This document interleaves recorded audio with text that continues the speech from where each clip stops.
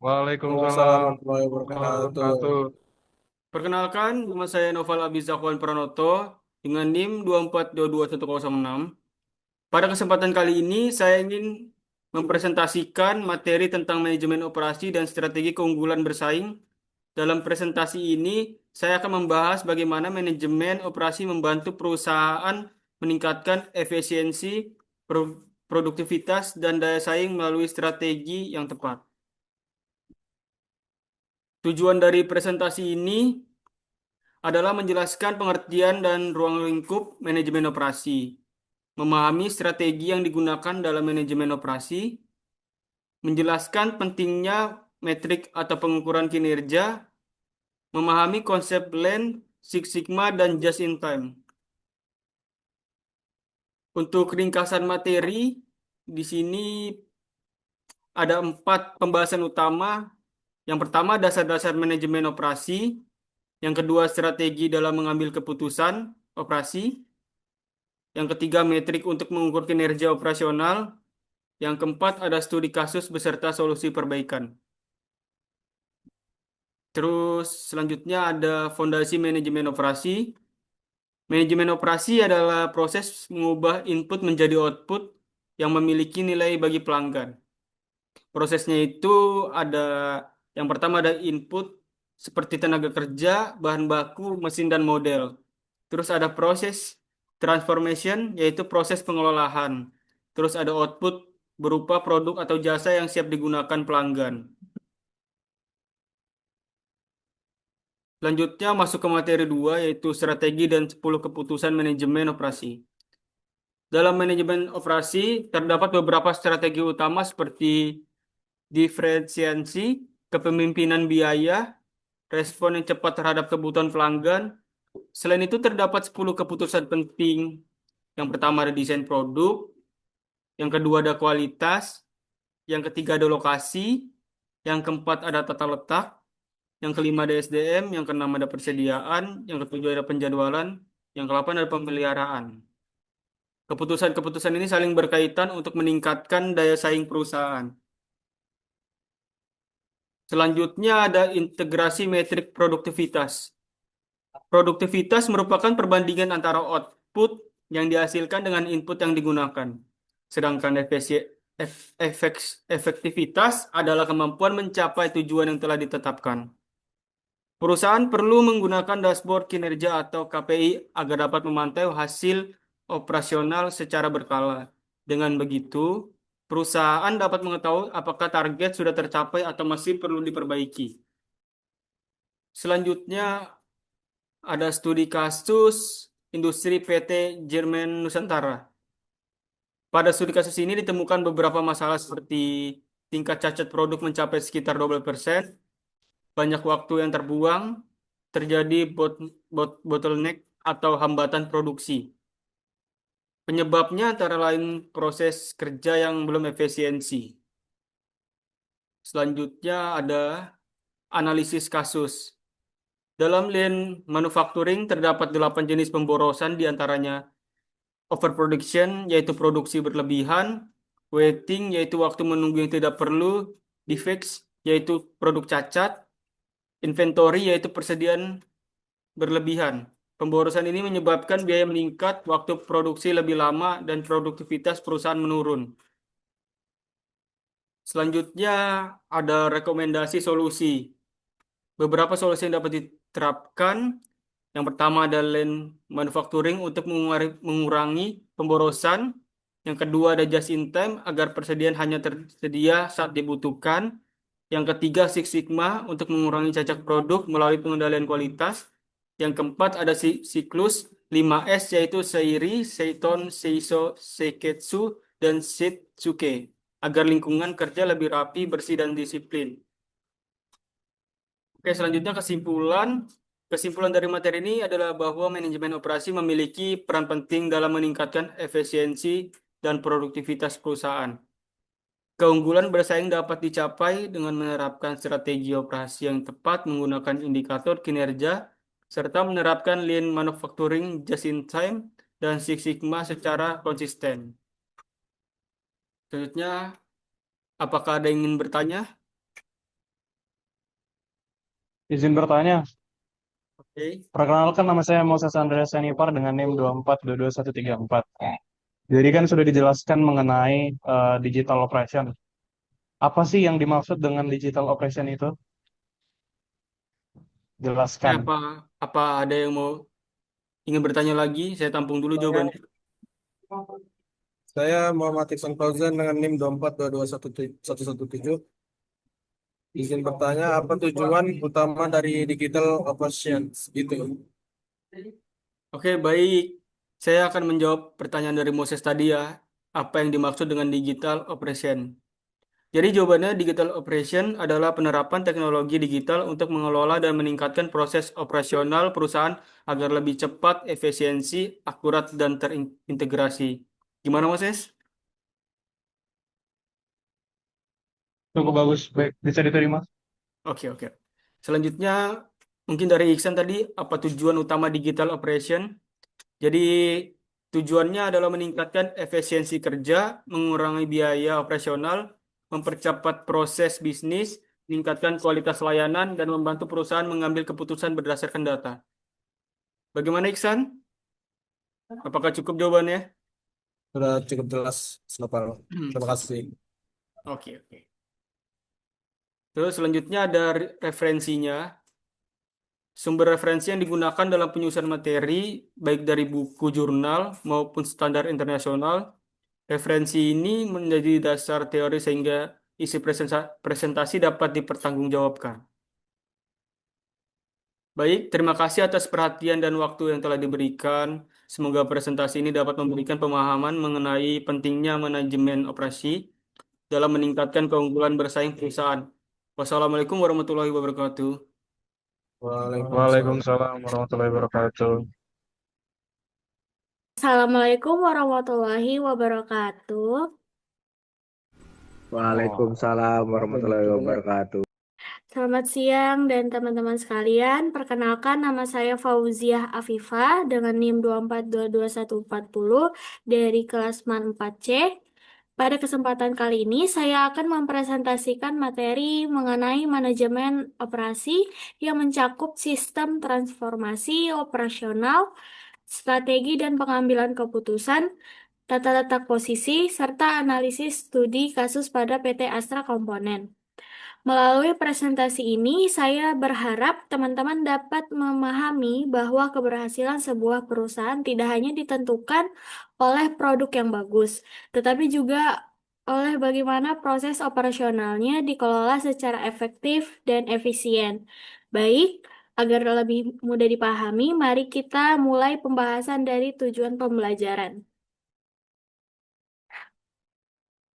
Pada materi ini terdapat beberapa tujuan yang ingin dicapai. Pertama, memahami konsep sistem transformasi operasional sebagai proses yang mengubah berbagai input menjadi output yang memiliki nilai tambah. Kedua, memahami pentingnya strategi operasi dan pengambilan keputusan dalam mendukung keberhasilan perusahaan.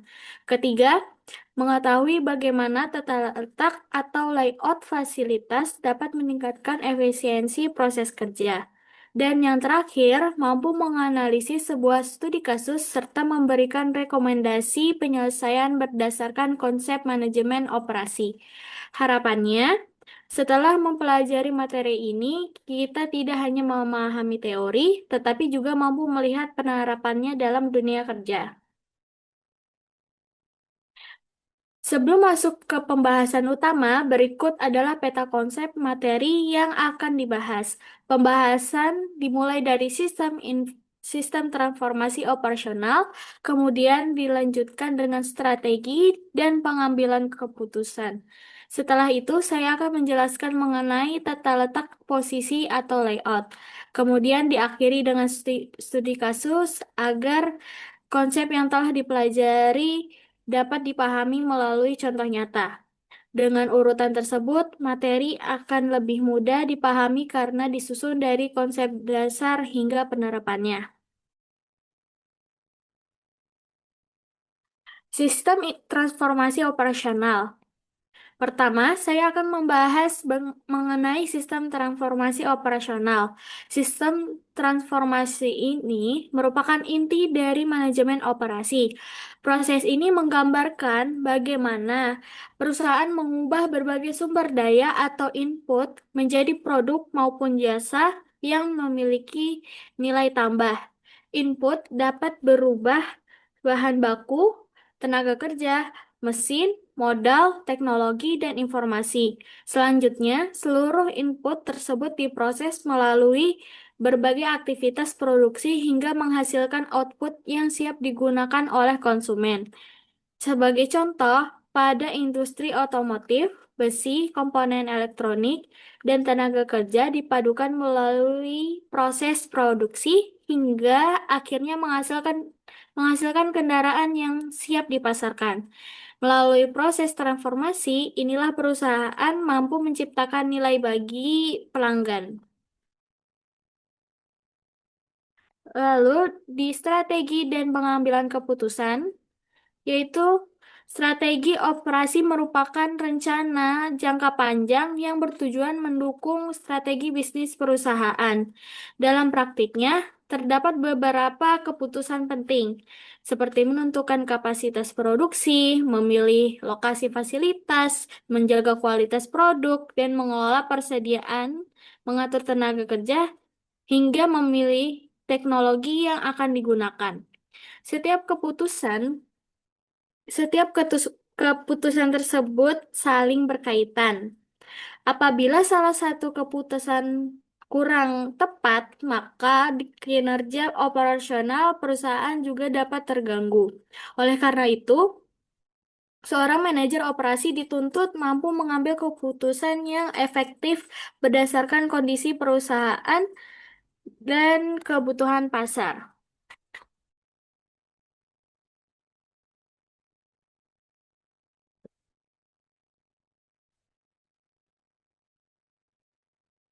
Berikutnya adalah tata letak, posisi atau facility layout. Layout merupakan pengaturan posisi mesin, peralatan, ruang kerja, maupun aliran material dalam suatu fasilitas produksi. Tujuan utamanya adalah menciptakan proses kerja yang lebih efisien, mengurangi pemborosan waktu, memperlancar aliran produksi, serta meningkatkan produktivitas. Secara umum, terdapat beberapa jenis layout, yaitu produk layout untuk produksi massal, proses layout untuk produksi yang bervariasi, serta fixed position layout yang digunakan pada proyek-proyek besar seperti pembangunan kapal atau gedung. Pemilihan layout yang sesuai akan memberikan dampak besar terhadap efisiensi operasional perusahaan. Selanjutnya adalah evaluasi kinerja operasional. Evaluasi dilakukan untuk mengetahui apakah proses operasi telah berjalan sesuai target. Beberapa indikator yang digunakan antara lain produktivitas, efisiensi, kualitas produk, biaya operasional, ketepatan waktu, dan tingkat kepuasan pelanggan. Melalui evaluasi tersebut, perusahaan dapat mengetahui bagian mana yang perlu diperbaiki sehingga proses operasional dapat terus berkembang.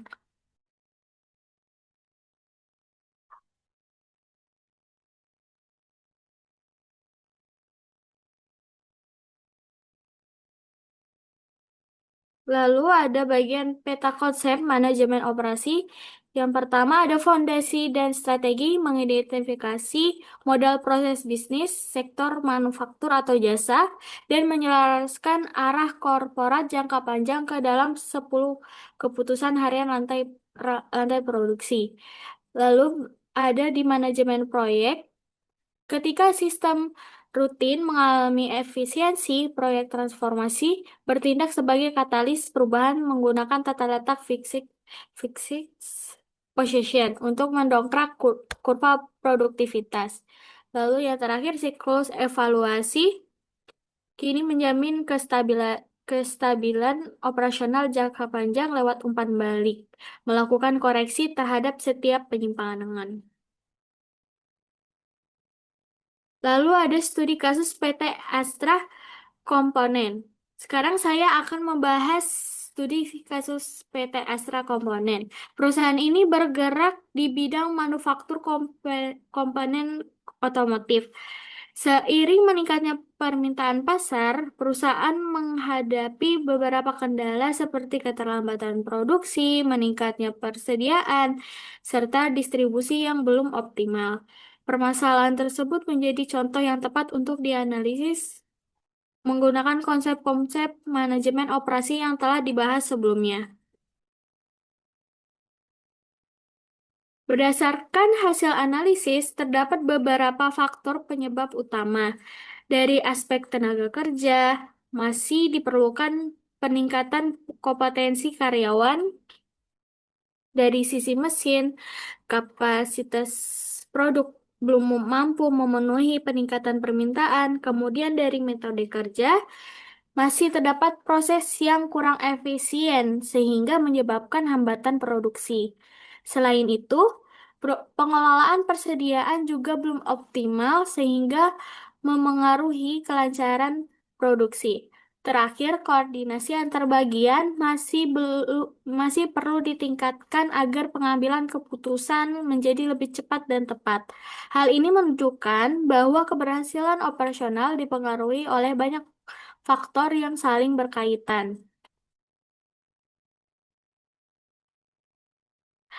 Berdasarkan hasil analisis tersebut, beberapa rekomendasi yang dapat diterapkan. Yang pertama, meningkatkan kapasitas produksi melalui optimalisasi mesin maupun penambahan fasilitas apabila diperlukan. Yang kedua, memperbaiki sistem pengendalian persediaan agar stok tetap terjaga. Ketiga, meningkatkan kompetensi karyawan melalui pelatihan secara berkala. Keempat, memperkuat koordinasi antar bagian dengan memanfaatkan sistem informasi yang terintegrasi. Dengan penerapan rekomendasi tersebut, diharapkan proses operasional perusahaan menjadi lebih efisien dan mampu memenuhi kebutuhan pelanggan. Baik, apakah ada yang ingin bertanya?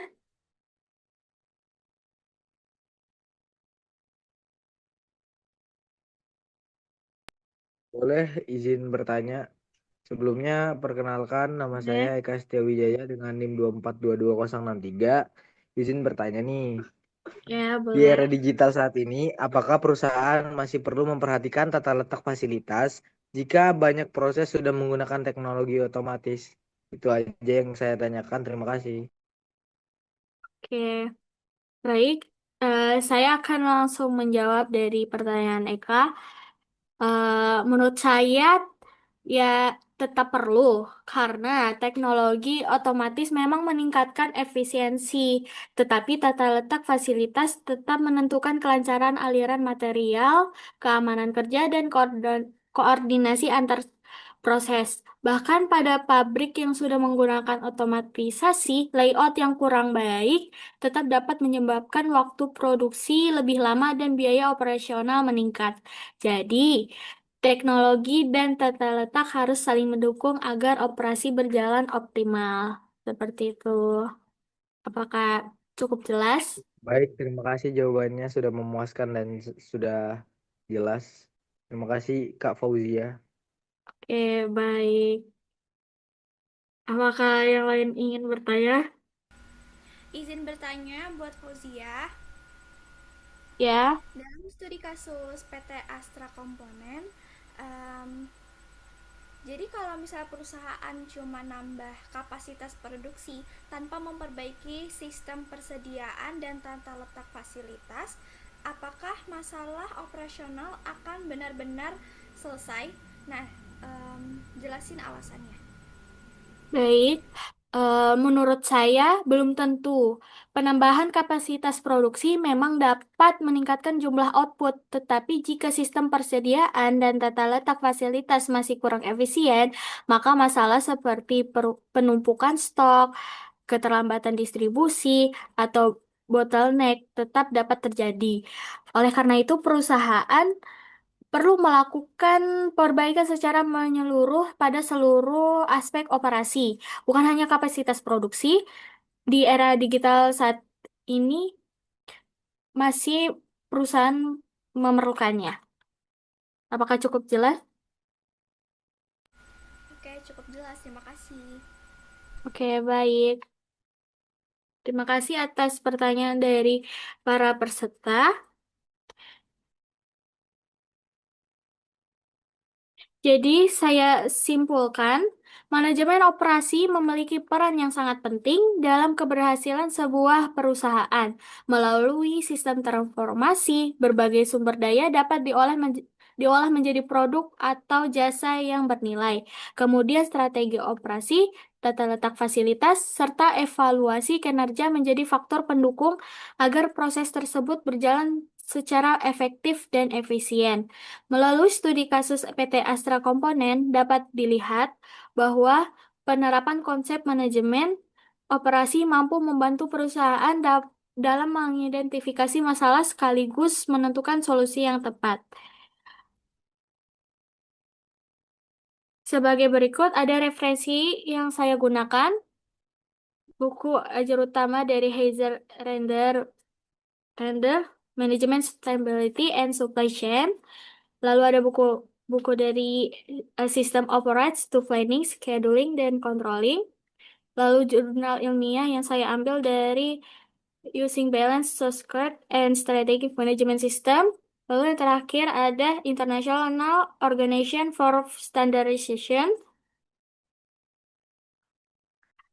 Eh, Demikian presentasi yang saya dapat sampaikan. Terima kasih atas perhatian teman-teman peserta.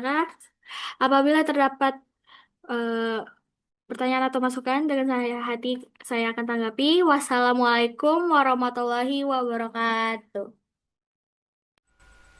Waalaikumsalam.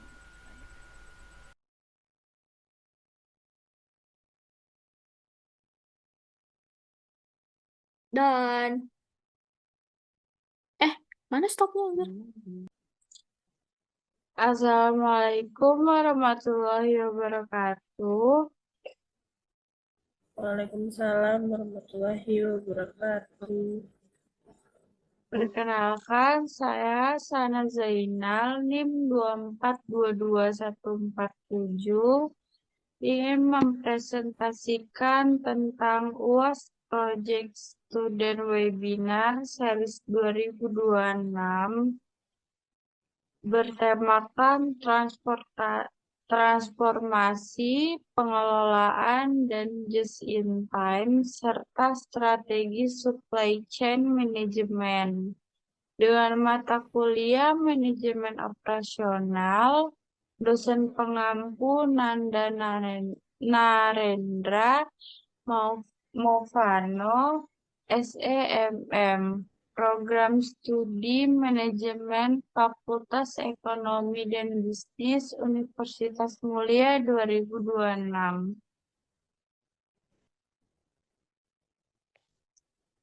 Yang pertama, tujuan saya presentasi yaitu memahami konsep transformasi, pengelolaan operasi, just-in-time, dan strategi SCM secara terintegrasi.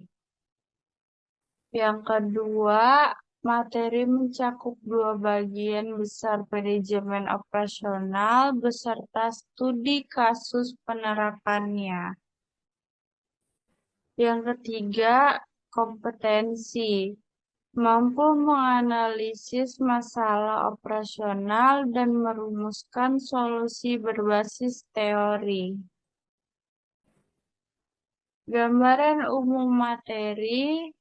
Materi pertama yaitu transformasi dan pengelolaan. Bagaimana nilai diciptakan dan dikelola secara internal? Untuk materi kedua yaitu just in time dan strategi SCM. Bagaimana efisiensi dioptimalkan, diperluas ke rantai pasok. Selanjutnya ada materi pertama, yaitu transformasi dan pengelolaan operasional. Materi pertama, transportasi, yaitu proses mengubah input bahan baku, tenaga kerja, modal, informasi menjadi output bernilai tambah. Alurnya input, proses, output. Yang kedua, pengelolaan. Penerapan fungsi manajemen seperti perencanaan, pengorganisasian, pelaksanaan, dan pengendalian agar proses transformasi berjalan efisien. Contoh pentingnya yang pertama, memaksimalkan nilai tambah, meminimalkan pemborosan. Yang kedua, berkelanjutan, lintas fungsi, berorientasi efisiensi dan kualitas.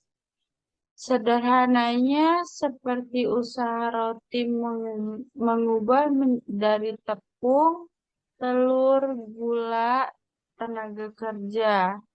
Roti siap dijual dengan penjadwalan produksi dan kualitas dengan kontrol kualitas yang terkelola baik. Untuk materi kedua ada just in time dan strategi SCM. Yang pertama, just in time. Sistem produksi yang menghasilkan barang tepat waktu, tepat jumlah, sesuai permintaan aktual atau full system, menekan persediaan berlebih. Yang kedua, strategi SCM. Pengelolaan aliran barang, informasi, dan keuangan dari pemasok hingga konsumen akhir. Alurnya pemasok, produksi, distribusi, konsumen. Keterkaitan JIT mengoptimalkan efisiensi internal. SCM memperluasnya keseluruhan jaringan pasok. Contoh penerapannya, JIT membuat proses di dalam toko roti jadi efisiensi atau tidak ada bahan yang mengumpul atau roti terbuang. Sedangkan SCM memastikan efisiensi itu juga terjadi di luas toko. Mulai dari hubungan dengan pemasok tepung sampai roti ke tangan pelanggan. Integrasi materinya, transformasi dan pengelolaan, just in time dan strategi SCM. Transformasi menciptakan nilai dan pengelolaan, memastikan proses efisiensi secara internal. JIT dan SCM kemudian mengoptimalkan efisiensi tersebut dari lantai produksi hingga seluruh rantai pasok menjadi satu sistem operasional yang utuh. Selanjutnya, studi kasusnya yaitu PT Komponen Otomotif Nusantara mengalami penumpukan bahan baku dan keterlambatan pengiriman ke pelanggan. Permasalahannya, perencanaan produksi tidak sinkron, koordinasi pemasok lemah, biaya penyimpanan naik, kepercayaan pelanggan menurun.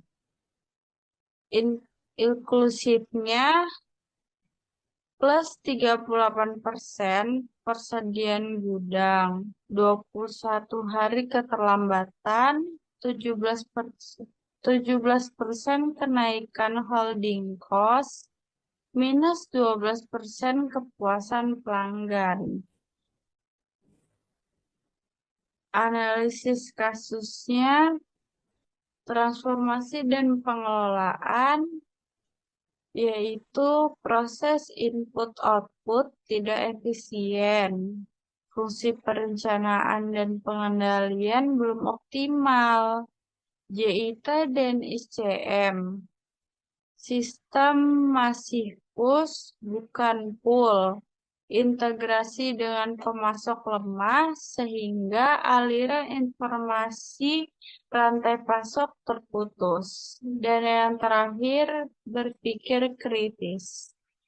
Akar masalah yang ada pada lemahnya koordinasi lintas fungsi dan lintas pasar, rantai pasok, bukan kapasitas produksi. Rekomendasi solusinya adalah menerapkan JIT, ubah sistem push menjadi pull. Dan yang kedua, memperkuat kemitraan dengan pasok kontrak jangka panjang. Selamat siang rekan-rekan semua. Siang. Ketika kita melihat sebuah perusahaan yang sukses memproduksi barang dalam jumlah besar secara konsisten, pernahkah kita berpikir bagaimana cara mereka mengatur semuanya agar tidak rugi? Di balik produk yang bagus, ada sistem kerja yang dirancang dengan sangat matang. Perkenalkan, saya Suatu Laisi dari kelas 64C Universitas Mulia. Hari ini, saya akan menjelaskan materi penting dalam manajemen operasional yang berjudul Ekosistem Keunggulan Operasional Mengintegrasikan Peramalan Six Sigma dan Evaluasi Kinerja. Sebelum kita melangkah lebih jauh ke dalam pemaparan pokok, saya ingin menyampaikan bahwa arah dan tujuan dari pembahasan webinar kita kali ini berfokus pada 3 hal utama keunggulan bisnis. Pertama, kita akan memahami bagaimana sebuah perusahaan menghitung langkah masa depan dan mengantisipasi ketidakpastian pasar lewat metodologi peramalan operasional atau forecasting. Kedua, mengetahui cara menjaga kualitas produksi agar bebas dari produk rusak menggunakan metode Six Sigma. Dan yang ketiga, kita akan mempelajari cara mengukur serta memantau efisiensi kerja nyata di lapangan secara objektif melalui instrumen evaluasi kinerja operasional. Melalui konsep MAP ini, kita bisa melihat bahwa ketiga topik ini adalah satu siklus kerja yang utuh. Kita mulai dari peramalan untuk menentukan target jumlah produksi, lalu masuk ke manajemen mutu untuk memastikan proses produksinya benar, dan diakhiri dengan evaluasi kinerja untuk menilai hasilnya secara keseluruhan demi stabilitas bisnis jangka panjang.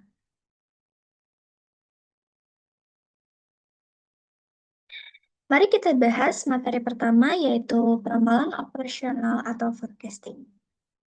Peramalan operasional atau forecasting berdasarkan literatur ilmiah, peramalan itu suatu proses ilmiah untuk mengestimasi besarnya tingkat permintaan produk atau layanan di masa yang akan datang. Nah, proses ini dilakukan dengan menganalisis data historis masa lalu dan mengombinasikannya dengan penilaian situasi tren pasar saat ini sebagai dasar perencanaan utama perusahaan. Tujuannya di dalam manajemen operasional sangat krusial, yaitu mencari titik keseimbangan terbaik antara optimal balance. Kenapa titik keseimbangan ini penting? Bayangkan jika aspek forecasting ini diabaikan. Jangan sampai perusahaan membuat terlalu banyak barang karena tebakan yang terlalu optimis, sehingga barang menumpuk di gudang, kadaluarsa, dan merugikan keuangan perusahaan secara langsung. Sebaliknya, jangan sampai terjadi kekurangan stok barang saat pasar sedang membutuhkannya, karena hal itu akan membuat konsumen kecewa, beralih ke kompetitor, dan perusahaan kehilangan potensi keuntungan. Fokus utamanya adalah menekan angka kesalahan tebakan atau forecast error sekecil mungkin.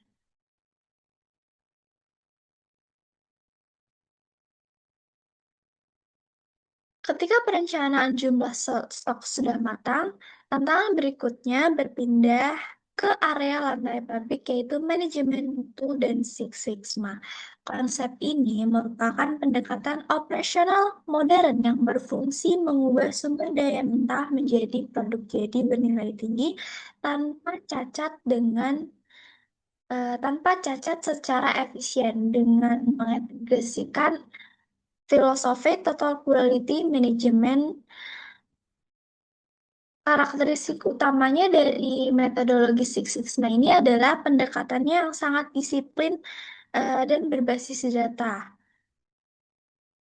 Melalui implementasi ini, fokus kerja tim operasional bukan lagi sekadar memperbaiki barang yang sudah terlanjur rusak, melainkan mengurangi variasi proses kerja sejak awal mula produksi dijalankan.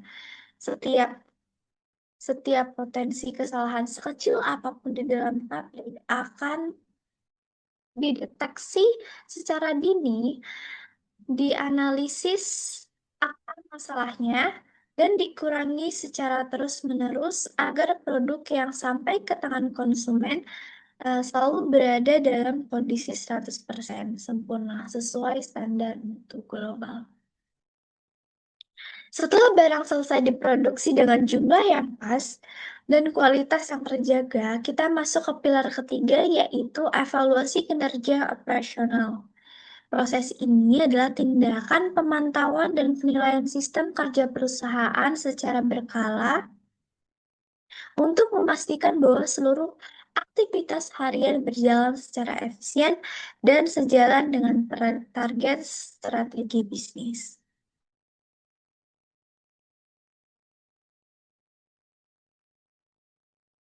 Nah, setelah memahami ketiga pilar teori secara mendalam, mari kita telah bersama bagaimana ketiga konsep besar ini saling berintegrasi dalam dunia nyata.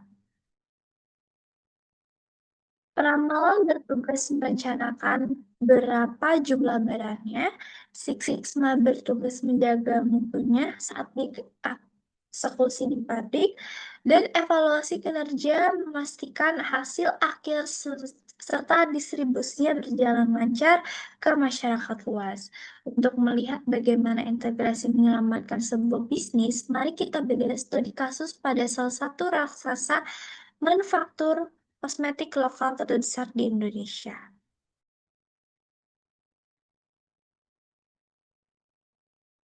PT Paragon Technology and Innovation, seperti yang kita ketahui bersama, Paragon adalah payung besar yang menaungi berbagai merek terkemuka yang sangat dekat dengan masyarakat kita, seperti Wardah, Emina, Kap, dan Makeover, dengan jaringan distribusi nasional yang mencakup puluhan distribution center regional dari Sabang sampai Merauke.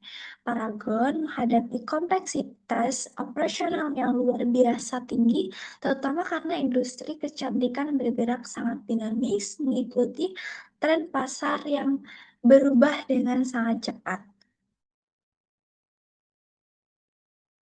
Dari analisis yang dilakukan, masalah utama di lapangan adalah fluktuasi permintaan produk yang cepat viral, resiko kemasan cacat akibat tingginya volume produksi pabrik, serta tantangan keterlambatan pengiriman logistik ke Pulau Jawa. Berikut adalah analisis kasus di PT Paragon. Yang pertama adalah Tren kecantikan yang cepat viral di media sosial membuat jumlah permintaan pasar menjadi sangat mudah berubah dengan cepat. Yang kedua, tingginya volume produksi harian kosmetik meningkatkan risiko adanya kecacatan fisik pada kemasan produk. Yang ketiga, luasnya jaringan logistik dari pusat ke daerah memicu risiko keterlambatan pengiriman produk ke toko retail. Nah, solusi yang diusulkan adalah mengintegrasikan teknologi digital. Langkah implementasinya dengan memakai data penjualan harian untuk meramal stok secara akurat, memasang teknologi sensor otomatis di pabrik untuk menyaring kemasan cacat, serta menggunakan dashboard digital untuk memantau rute pengiriman barang secara langsung. Solusi ini terbukti membuat operasional menjadi jauh lebih aman dan efisien. Sebelum presentasi ini saya akhiri, saya membuka kesempatan bagi rekan-rekan. Sekiranya ada hal yang ingin ditanyakan atau ditengahkan. Saya ingin bertanya. Jadi di slide konsep map itu kamu ada menjelaskan 3 materi. Peramalan, manajemen mutu, sama evaluasi kinerja. Nah, pertanyaan saya, kalau seandainya perusahaan langsung loncat ke manajemen mutu tanpa melakukan peramalan atau menghitung stok, efek buruk apa sih yang bakal kelihatan di dalam bisnis itu?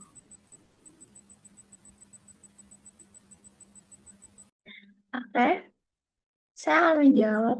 Jadi pabrik perusahaan tersebut mungkin akan sukses membuat produk yang sangat sempurna, rapi, dan tanpa cacat. Tetapi barang tersebut tidak laku atau tidak ada yang beli. Kenapa? Karena perusahaan langsung sibuk menjaga kualitas produksinya tanpa tahu sebenarnya pasar itu lagi butuh itu atau enggak. Terus itu butuh berapa, terus itu akibatnya barang bagus itu hanya akan menumpuk di gudang dan modal perusahaan menjadi macet. Nah, itulah alasan kenapa di konsep map peramalan harus ditaruh di awal sebagai kompas sebelum pabrik mulai bekerja.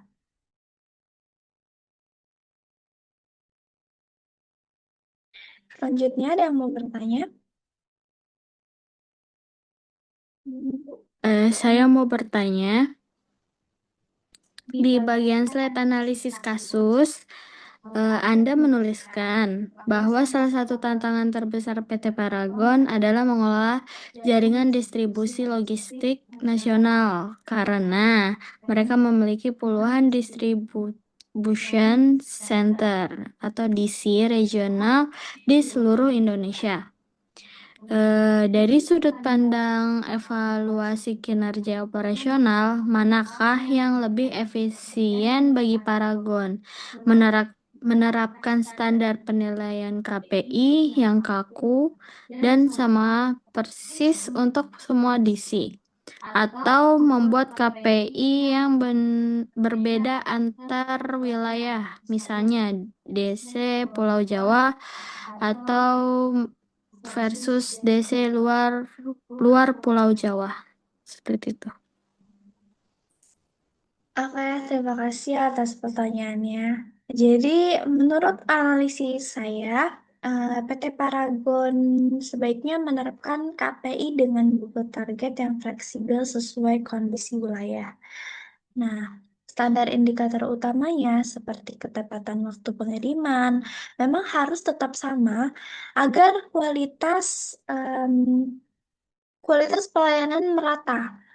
Namun, target angka atau toleransi waktunya harus dibedakan. Sebagai contoh nih, DC di wilayah Pulau Jawa yang infrastrukturnya jalannya sudah bagus, tentu target ketepatan waktunya bisa dipatok tinggi, misalnya 98%. Nah, sementara untuk DC regional di Pulau Luar Jawa yang pengirimannya harus lewat jalur laut, terus menghadapi tantangan cuaca. Nah, target toleransinya waktunya disesuaikan menjadi sedikit lebih longgar, misalnya 90%. Jika dipaksakan sama rata, evaluasi kinerja tidak akan objektif dan justru memicu demotivasi bagi tim logistik di daerah-daerah terpencil tersebut.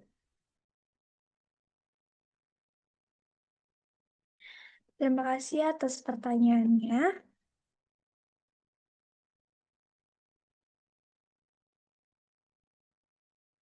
Sebagai kesimpulan, keunggulan operasional sebuah perusahaan manufaktur berskala besar tidak akan pernah bisa dicapai jika divisi-divisinya berjalan secara terpisah-pisah. Keselarasan yang erat antara keakuratan ramalan persediaan barang, ketatnya pengawasan kualitas di dalam pabrik melalui metodologi Six Sigma, serta disiplinnya evaluasi kinerja pengirimannya adalah kunci utama bagi perusahaan untuk dapat bertahan. Studi kasus PT Paragon membuktikan bahwa integrasi dari hulu ke hilir inilah yang membuat bisnis tetap efisien, adaptif, dan terus berkelanjutan di era kompetisi modern.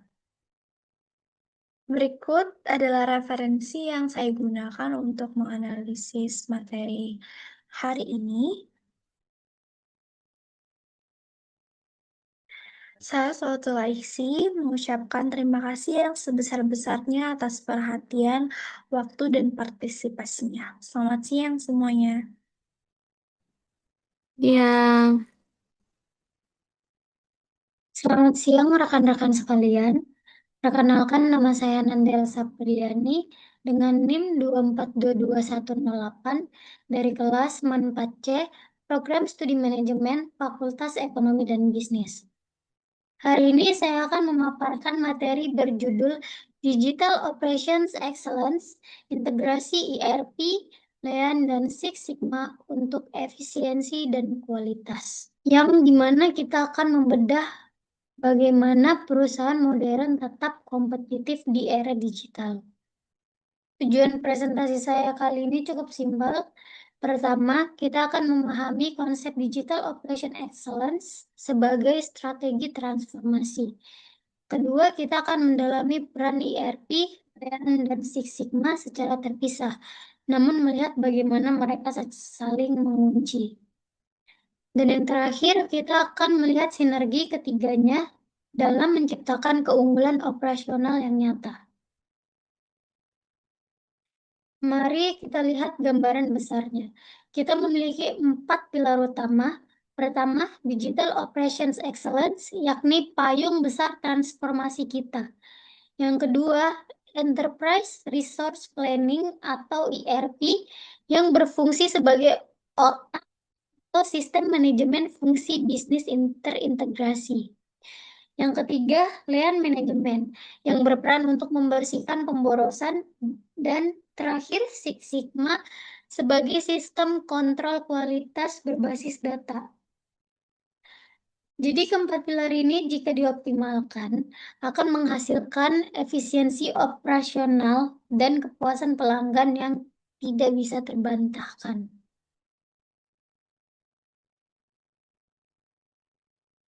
Apa sih Digital Operations Excellence? Jadi Digital Operation Excellence bukan sekedar membeli teknologi, tetapi ini adalah strategi transformasi operasional yang mengintegrasikan sistem, proses, dan teknologi. Fokusnya adalah sinkronisasi internal, menghilangkan sekat-sekat antar departemen agar data mengalir lancar. Tujuannya adalah nilai tambah maksimal. Contohnya, jika perusahaan manufaktur beralih dari catatan manual ke sistem ERP, mereka mendapatkan visibilitas real time yang memungkinkan Lean dan Six Sigma bekerja lebih presisi.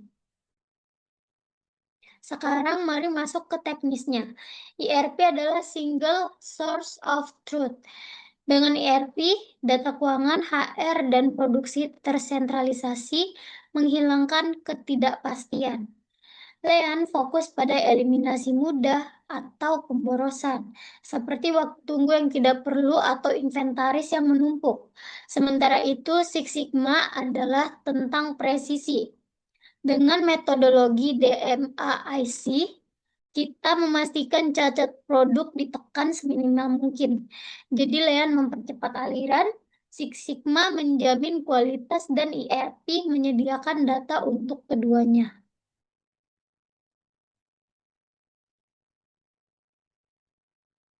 Nah, disinilah letak keajaibannya. ERP adalah platform atau the data foundation. Lean adalah the efficiency engine, dan Six Sigma adalah the quality guard. Integrasi ini menciptakan organisasi yang transparan, ramping, dan stabil. Tanpa ERP, Lean mungkin berjalan di atas asumsi. Dan tanpa Lean, ERP mungkin hanya menjadi gudang data yang pasif. Dan tanpa Six Sigma, kita tidak memiliki standar kualitas yang statistik. Jadi ketiganya menciptakan ekosistem yang responsif terhadap pasar. Sebagai referensi, mari kita lihat PT Indospring terbuka. Mereka menghadapi tantangan klasik manufaktur, waktu produksi terbuang dan kualitas tidak konsisten.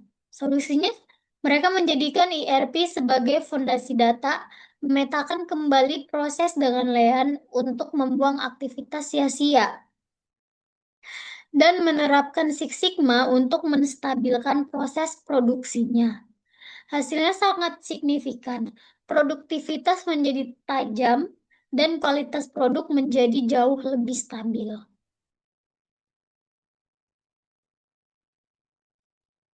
Dari sisi analisis kritis, kita perlu memahami bahwa Lean dan Six Sigma bukan musuh. Seperti kata Georgie pada tahun 2002, kecepatan dan stabilitas kualitas harus berjalan beriringan. ERP di sini itu bukan hanya alat, tapi infrastruktur keberlanjutan. Namun tantangan terbesarnya adalah budaya. Teknologi secanggih apapun tidak akan memberikan hasil jika SDM tidak memiliki budaya berbasis data. DMAIC membantu kita mengubah masalah subjektif menjadi fakta objektif.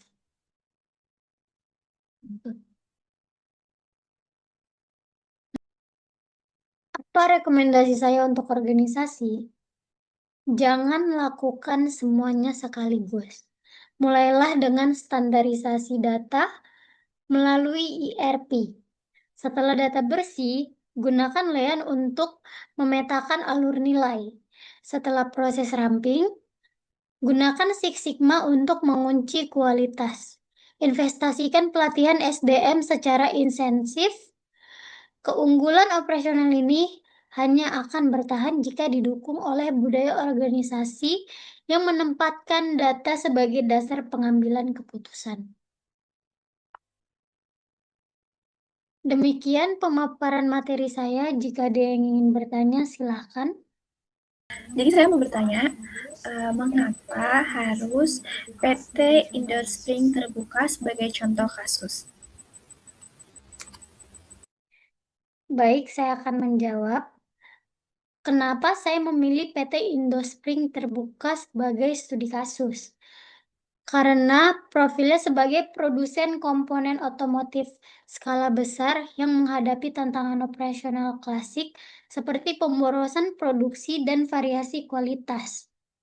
Sehingga sangat relevan untuk mengilustrasikan keberhasilan integrasi ERP, Lean, dan Six Sigma dalam menciptakan keunggulan kompetitif yang terukur serta memvalidasi teori efisiensi operasional modern.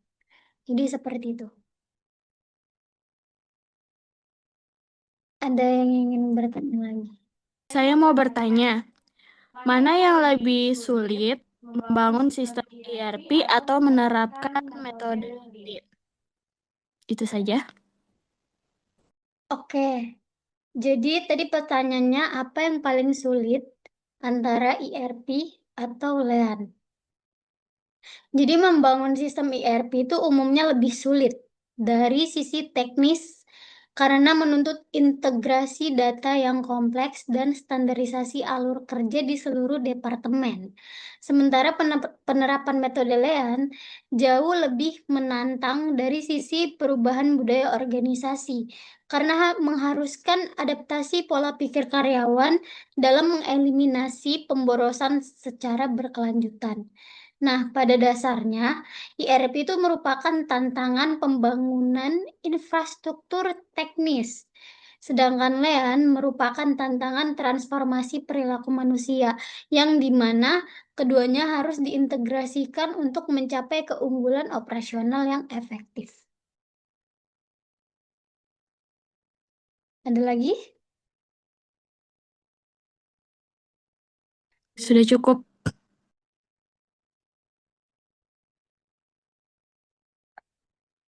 Oke, lanjut. Kesimpulan dari materi ini adalah Digital Operation Excellence itu perpaduan antara transformasi teknologi dan metodologi kerja. Keunggulan kompetitif tidak lahir dari asumsi, melainkan dari fakta objektif. Transformasi ini adalah perjalanan berkelanjutan, bukan tujuan akhir. Kita tidak hanya mengejar efisiensi, tapi juga ketangguhan bisnis di masa depan.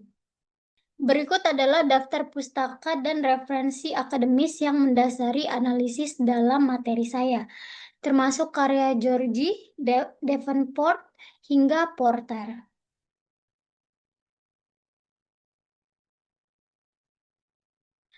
Sekian presentasi dari saya. Terima kasih atas perhatian teman-teman sekalian. Saya Ananda Elsa Priyani. Terima kasih.